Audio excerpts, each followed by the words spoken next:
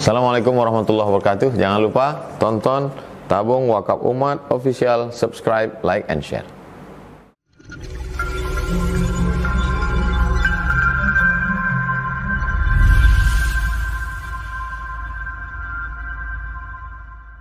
Ada tanya jawab, saya persilahkan kalau ada. Dari yang peserta Zoom boleh silakan. Terima kasih Ustadz telah menyampaikan takziahnya, yaitu inti dari segala pribadi ini dalam menghadapi kondisi pandemi saat ini atau maupun keadaan-keadaan sulit, ya seperti sampaikan Ustadz tadi adalah memang kita harus bersabar dan kita harus memahami bahwa segala sesuatu ini adalah ketetapan Allah. Makanya penting bagi kita untuk menghayati atau istilahnya menjadi bagian dari hidup kita bahwa inna lillahi wa inna ilaihi raji'un. Segala sesuatu itu dari Allah dan kepadanya pula kita akan kembali. Kemudian kita juga harus berbaik sangka kepada siapapun, kepada Allah, kepada alam semesta ini, teman sejawat maupun sahabat lain juga. Di samping itu seperti sampaikan Ustadz tadi, kita memang perlu berikhtiar. Setelah kita melakukan usaha semampu kita, kita harus bertawakal. Dan selanjutnya kita tidak ada lagi lain, itu adalah bersikap atau bertindak secara ikhlas, yaitu adalah bekerja untuk kepuasan diri, tidak mengharapkan apapun selain kepada ridho Allah Subhanahu wa Ta'ala. Baik, mungkin kalau dari jamaah atau dari peserta kajian ini yang ada di ruangan ini yang menyampaikan pertanyaan lebih dahulu, Pak Kalan atau Pak Waluyo atau Pak Eko, mungkin kami persilahkan. Nanti setelah itu dari kawan-kawan lain yang ada di Zoom. Baik, kami persilahkan Pak Kalan. Terima kasih, Pak. Menarik sekali tadi Pak Ustadz yang disampaikan, gamblang gitu. Gamblang disampaikan, cuman saya tadi mikir-mikir gimana nih cara mengamalkannya, kan tentu tidak mudah. Ada dua hal nih Pak Ustadz yang ingin saya tanya. Yang pertama, tadi poin kedua setelah kita sabar adalah mengucapkan innalillahi wa inna ilaihi raji'un. Nah, ini ucapan itu kan kadang kita kaitkan dengan budaya di Indonesia. Artinya mengucapkan innalillahi itu biasanya kalau kita hubungkan dengan orang meninggal. Padahal ya kelaziman itu kan belum tentu yang pas gitu. Nah, mungkin bisa lebih di ini kira-kira gimana nih dalam menerapkannya gitu. Kadang-kadang apalagi kalau kita nyeletuk terucap gitu. Malah kadang-kadang kan dia tadi dihubungkan sekarang ini sering suuzon, ketika melihat kemalangan yang bukan selalu kematian kita mengucapkan inna lillahi malah dikira mendoakan. Ya itu tadi masa subur suuzon soalnya sekarang ini. Kemudian yang kedua tadi Pak Ustadz membagi ikhlasnya orang awam dan orang alim. Namun kan kita memang sebaiknya berikhlas ala orang alim. Sementara di sisi lain kan ikhlas sendiri ini kan sebetulnya hal yang ya ada, saya dengar kan kalau kita masih merasa ikhlas atau melafazkan ikhlas gitu berarti justru kita belum ikhlas gitu ya kan. Nah mungkin gimana ya cara mengukur, jadi kita berkaca ke diri sendiri masing-masing seberapa ikhlaskah kita. Nah itu mungkin ada parameternya gitu Ustaz. Gitu. Makasih. Terima kasih. Jadi tentang ucapan innalillahi wa inna ilaihi raji'un, memang budaya kita agak berbeda dengan budaya luar lah begitu. Kita ucapan innalillah itu sudah masuk kepada tahap budaya. Innalillahi itu dibaca ketika orang meninggal dunia. Ada orang mengabarkan si fulan meninggal dunia, innalillahi wa inna ilaihi raji'un. Atau ada orang meninggal dunia di masjid, sudah kita dengar itu, apalagi di Pekanbaru itu. Innalillahi wa inna ilaihi raji'un. Karena 3 kali pula diulang ya. Kadang inna lillahi wa inna ilaihi raji'un gitu. Padahal kalau kita cek dalam hadis, dalam kitab Bulughul Maram, hadisnya kuat dalam Bulughul Maram min adillatil ahkam, mengumumkan kematian itu tak boleh di masjid. Dilarang Rasulullah. Ini salah satu budaya kita yang tak sesuai dengan hadis Nabi sallallahu alaihi wasallam. Nabi melarang itu. La ta'linul amwatal muslimina fil masajid. Jangan engkau umumkan kematiannya seseorang muslim di dalam masjid. Kalau ingin mungkin di luar. Maka orang dulu di kampung saya masih ada. Itu tidak di masjid pakai mic, tapi di luar masjid diletakkan ada namanya kentongan apa itu yang kuat sekali bunyinya. Dia kayu cuman membunyinya sampai 4 kilo itu. Sampai 4 kilo bunyinya. Di daerah saya di kampung saya masih pakai itu. Jadi tidak di masjid. Jadi dipukul lah itu tuh. Dipukul. Kalau pukulannya itu 3 kali, berarti itu masuk waktu maghrib. Kalau orang meninggal dunia, itu pukulannya agak kencang sedikit. Dan itu terdengar dia. Tapi di Pekanbaru saya perhatikan, boleh dikatakan seluruh masjid mengucapkan kalimat itu. Dan malah kalau kami di Panam itu, bersambut-sambut ya Pak. Jadi masjid ini berhenti. Setelah masjid ini datang lagi masjid. Inna lillahi wa inna ilaihi raji'un. Masjid ini lagi DRT ini lagi. DRT itu lagi. Rangkai. Saya tak tahu, mudah-mudahan dimaafkanlah oleh Allah karena dengan keadaan sudah menjadi adat kita tengok, sudah menjadi budaya di kita mengumumkan jenazah diumumkan di masjid, padahal hadis Nabi jelas sekali untuk melarangnya begitu dia. Jadi bagaimana cara kita menyikapinya ketika kita baca inna lillahi wa inna ilaihi raji'un, ya sesuai dengan keadaan budaya di tempat kita, nampaknya belum bisa kita untuk mempraktekkannya. Sama halnya dengan ketika tiba-tiba saja kita mengucapkan Astaghfirullahaladzim. Orang biasa itu. Kalau orang kita jangan coba lagi, takut dia mendekat dengan kita. Astaghfirullahaladzim. Kenapa? Apa yang lupa? Ada lupa apa? Dia akan bertanya ke kita. Kenapa kata dia? Begitu. Kadang orang-orang yang sedang emosi kan dianjurkan untuk istighfar. Istighfar kata kita dengan orang yang emosi. Tak mau dia. Tak mau istighfar kata kita. Tak mau dia. Justru lain yang dia ucapkan. Istighfar pun anggo kata dia. Kita ngajar dia pula marah ke kita. Jadi banyak hal-hal yang memang belum bisa kita mengucapkannya. Sama dengan salam saja Pak. Salam pun masih berat orang kita untuk menjawab salam. Padahal tradisinya ketika berjumpa, apalagi dengan suasana pandemi, tangan tak boleh berjabat, tapi lidah kan masih bisa. Assalamualaikum. Sama pahala. Besar pahala mengucapkan salam itu. Berapa malaikat yang mendoakan keselamatan untuk kita. Assalamualaikum warahmatullahi wabarakatuh. Assalamualaikum. Orang Arab, saya perhatikan orang Mesir, orang Sudan, itu ketika berjumpa, di mana saja dia ucapkan salam. Naik bis, Assalamualaikum. Rasulullah SAW. Berjumpa di jalan, Assalamualaikum. Ucapkan salam saja. Assalamualaikum. Biasa budaya itu. Di kita jangan coba-coba. Saya awal pulang dari Mesir di Jakarta naik Damri saya.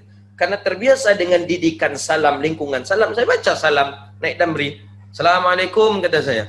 Tak ada satu pun yang menjawab. Malah ada yang berbisik, saya masih ingat itu.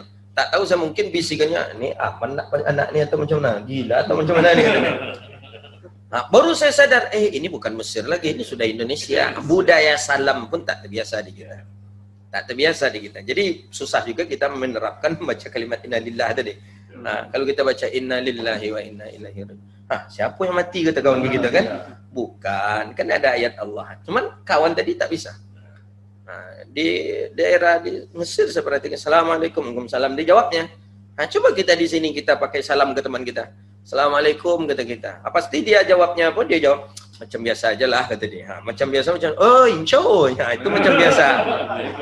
Bro, itu yang biasa dia. Padahal ciri khas seorang muslim dengan kalimat salam. Berjumpa Assalamualaikum. Itu ciri khas dia seorang muslim. Tapi coba kita bawa ke tempat kita. Assalamualaikum. Macam biasa aja lah kata dia. Macam biasa itu lah. Bro kan. Macam biasa aja lah. Jadi memang susah untuk menerapkan kalimat salam tadi. Jadi bagaimana yang kedua tadi tentang ikhlas tadi. Ikhlas ini memang kita mudah kita mengucapkan kalimat ikhlas ini. Mudah sekali. Cuman mengamalkan, mengaplikasikan kepada kita itu susah sekali. Jadi ada di dalam kitab Minhajul Abidin, itu disebutkan di sana, untuk mengetahui kita ikhlas atau tidak ya, mudah sekali. Apa? An la yakhtiru fi qalbihi athna'u alaih. Tidak ada sedikit pun goresan di dalam hati kita bahwa kita ingin dipuji oleh orang. Dan ini memang susah nih, susah. Ustadz pun dia pasti ada goresan. Imam pun pasti ada goresan. Setidaknya ketika dia baca Al-Fatihah, diri dia sendiri yang menggoresnya. Dia tak ada dengar orang memuji dia. Tapi bagus bacaan saya baru tadi. Ikhlas kena. Itu dalam Minhajul Abidin, Imam Ghazali sendiri mengatakan, tanda ikhlas bahwa Allah yukhtiru fi qalbih. Tidak ada sedikit pun goresan di dalam hati bahwa ada pujian terhadap engkau. Berat sekali. Berat. Kita enak ceramah, top. Setelah ceramah, ada sedikit goresan. Oh, bagus tadi ceramah saya. Ikhlas hilang. Kena ikhlas. Berat, ujian ikhlas itu berat. Berat sekali ujian ikhlas. Maka Imam Al-Ghazali mencoba menguji keikhlasan para murid itu banyak ujiannya. Banyak tingkatan-tingkatannya. Sampai dulu diuji oleh Imam Al-Ghazali, murid-muridnya ini merasa dia diawasi oleh Allah atau tidak. Ke tahap itu dulu. Kemudian barulah sampai ke tahap ikhlas. Jadi kita nih untuk ikhlas itu boleh dikatakan ya ada tapi tidak sampai ke tahap 100% kita ikhlas. Nah, apalagi kalau kita tinggal dengan mertua tuh ikhlas tuh mungkin 25% mungkin lagi. Salat pula di depan mertua. Itu macam sudes suara ngajinya. Walaupun tak macam sudes, cuman telinga kita saja yang menganggap kita ni macam sudes. Telinga kita saja yang menganggap kita ni macam Imam Sudes Masjidil Haram, padahal tak seperti sudes seorang kita. Tapi begitulah. Syaitan itu dibisikkan. Makanya yang menghilangkan amal ibadah itu, yang paling mudah menghilangkan amal ibadah itu kan riya. Riya lawan daripada ikhlas. Nah, maka ketika habis keikhlasannya berarti dia sudah riya. Tapi masih ada keikhlasan walaupun sedikit, riya belum bisa masuk. Nah, makanya ketika kita merasa dipuji oleh orang, kembalikan kembali tidak. Kembalikan, yakinkan bahwa tidak dan tidak. Tapi kalau kita ikuti, terlengah kita dengan keriaan. Begitu dia, Pak. Baik, ada yang lain silakan. Baik, mungkin Pak Waluya dari ini. Kalau tidak, saya malah ingin bertanya juga sedikit. Ya, silakan. Ini, Pak. Tadi kaitannya dengan sabar dan ini ya, ucapan innalillahi. Ya seperti dalam Al-Baqarah ayat 153 sampai 157 ya sepertinya ya. Ya alladzina amanu ini bisubri wasolah ini ya. Ya sabar itu gimana sih maksud saya? Sejauh kalau berdasarkan ayat ini Al-Baqarah 153 sampai 150. Ya, yaitu orang yang ketika mengetahui ada musibah mengucapkan innalillahi wa inna ilaihi raji'un. Berarti memang kita diharapkan oleh Al-Qur'an ini untuk memahami bahwa segala sesuatu ini ketetapan dari Allah dan segala sesuatu ini akan kembali kepada Allah. Artinya apapun ketetapan yang sedang kita jalani ini, apakah memang kita jalani saja, begitu saja, apa ada kadarnya, dan tetap maksud saya tetap berikhtiar, memandang bahwa segala sesuatu ini ya nanti kepada Allah juga lah yang akan menolong kita atau bagaimana. Atau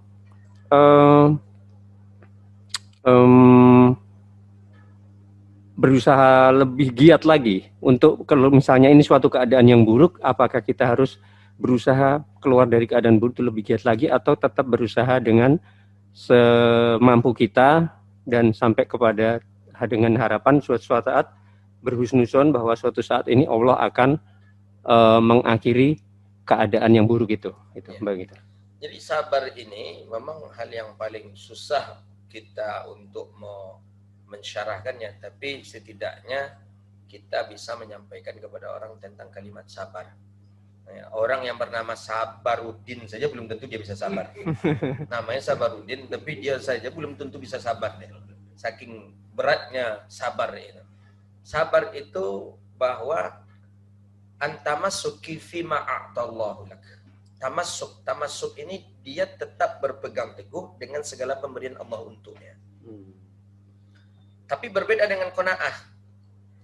Qanaah itu menerima segala ketetapan Allah, tapi dia tidak ada usaha sama sekali. Tapi kalau sabar, dia setelah ada usaha, diuji, kemudian dia tidak ada lagi untuk membalikkan atau tidak ada lagi sedikit pun rasa menyesal, tidak ada sedikit pun rasa omelan di dalam dirinya, itu dia sabar. Makanya dikatakan oleh pepatah, as-sabru sa'ah afdalu min ibadati sanah. Sabar 1 jam itu lebih baik daripada beribadah selama 1 tahun. As-sabru sa'ah afdalu min ibadati sanah. Sabar 1 jam itu lebih mulia daripada ibadah 1 tahun. Jadi dalam arti kata sabar ini ba'dal iktisab. Sabar setelah adanya usaha.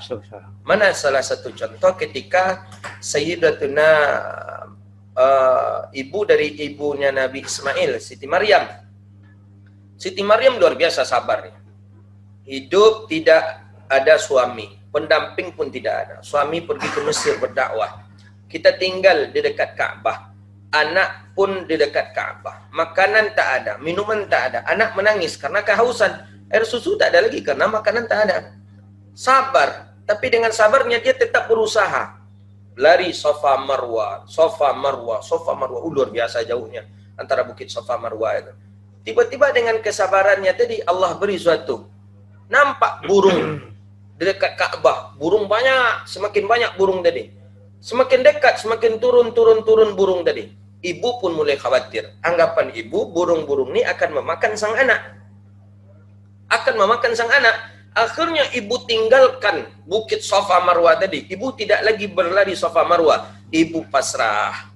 Ibu datanglah ke dekat Ka'bah dan ternyata burung banyak tadi bukan nak memakan Nabi Ismail, tapi burung banyak tadi ingin dapat air yang sudah keluar daripada gesekan tumit Nabi Ismail alaihissalam. Jadi ternyata sabar itu akan membuahkan hasil yang luar biasa. Tapi tentu sabar setelah adanya usaha.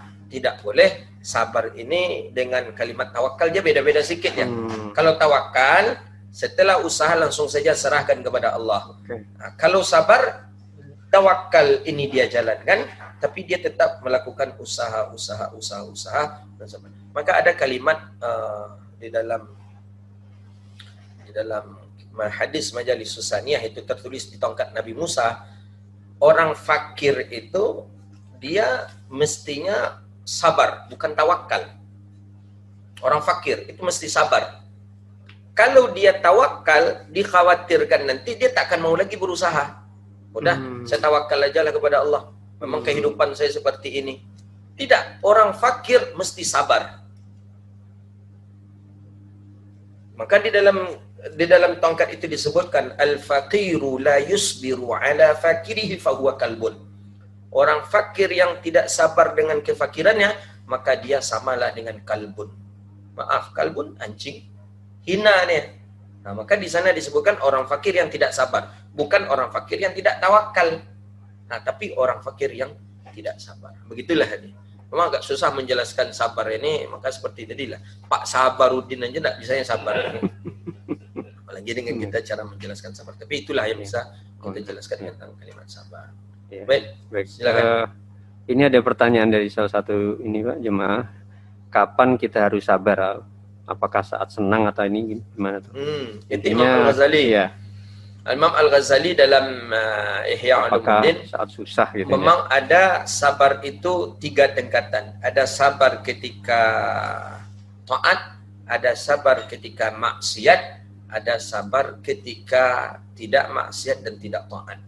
Tapi kita agak susah menjelaskan sedikit karena sabar di taat mungkin kita faham bahwa dengan melaksanakan puasa kan mesti sabar. Jadi di dalamnya ada sabar taat.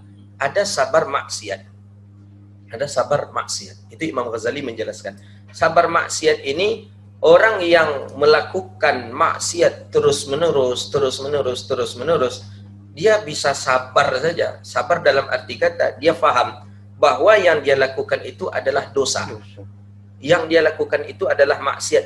Tapi untuk keluar dari maksiat itu dia belum bisa.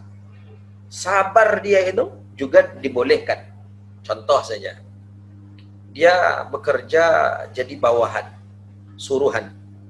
Dan suruhan ini melakukan hal-hal yang haram lah. Keluar dari sana, dia tak bisa. Dia akan dijerumuskan.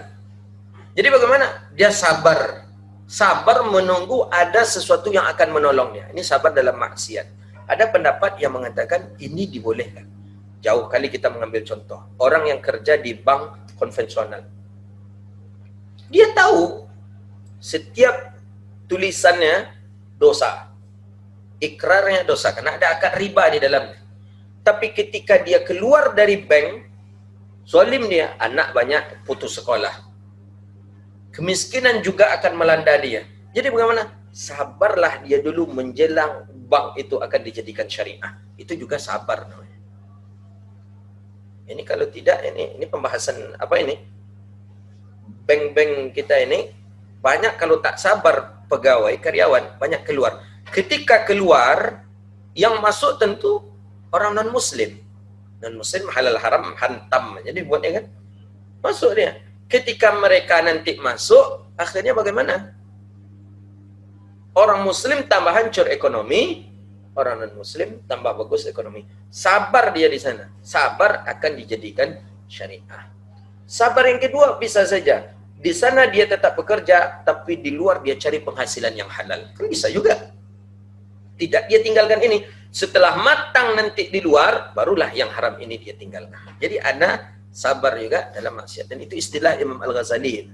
Nah, jadi harus ada kesabaran dalam hal maksiat juga. Begitu dia. Bukan berarti sabar menunggu si Anu nanti dia datang bisa kita melakukan zina. Bukan. Itu tidak sabar. Itu sabar untuk maksiat juga balik-balik. Tapi sabar yang seperti ini tidak semua orang bisa menerimanya. Justru ada orang mengatakan, apa harus sabar? Jelas-jelas maksiat ini katanya, keluar saja lagi. Kan begitu. Ada sebagian orang yang agak fanatik. Tapi kita tidak melihat kepada seperti itu cara pemikiran. Tapi kita melihat kepada mudarat yang ditimbulkan oleh keluar seseorang itu nanti dari bank konvensional ini. Begitu dia. Baik. Itu saja. Ya. Mungkin ada dari peserta atau jamaah yang melalui Zoom ingin bertanya, silahkan.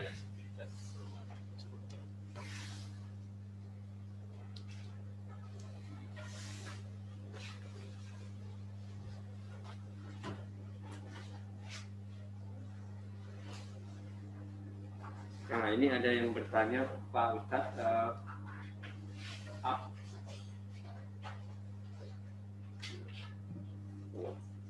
Ada yang bertanya ini Pak Ustadz, apakah sabar dan ikhlas selalu terkait?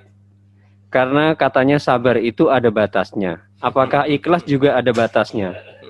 Itu Pak, kurang lebih. Saya kalimat sabar ada batasannya itu saya coba cari-cari di hadis Nabi, tak jumpa saya.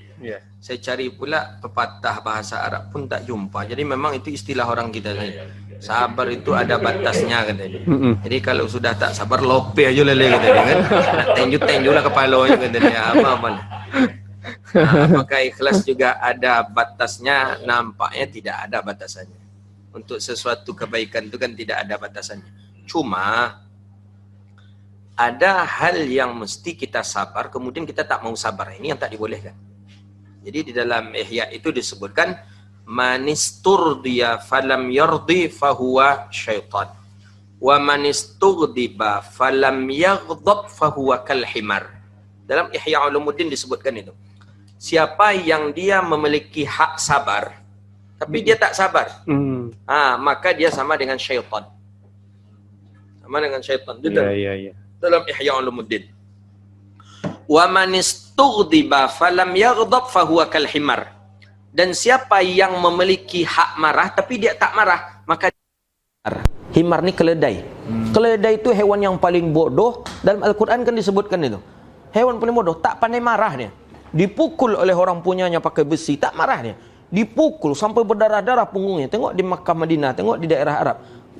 Patah punggungnya, tak pernah himar marah. Hewan yang tak pandai marah, keledai. Maka orang yang memiliki hak marah untuk marah, dia tak marah, maka dia sama dengan keledai. Kita tengok anak kita melakukan kejahatan, tak marah kita, berarti ayah-ayah keledai berarti. Kita menengok isteri kita melakukan kesalahan, nampak kita dia melakukan kesalahan, tak marah kita, maka suami keledai namanya. Begitu dia. Jadi tidak ada batasannya. Ketika semampu kita sabar, tetap harus sabar. Tak ada batasan sabar-sabar terus diinjaknya kitanya. Itu yang bahasa orang kita itu.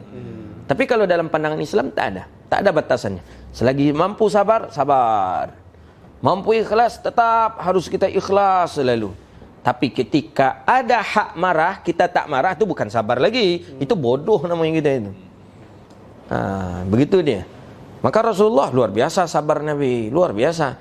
Tapi jangan coba-coba hina agama. Jangan coba-coba dihina daripada sahabat. Nabi marah betul. Nabi marah, tapi sabar luar biasa. Apa nak sabar Nabi? Diludahi, lempar dengan batu, dilempar dengan tai, sabar luar biasa. Tapi jangan coba-coba dihina agama.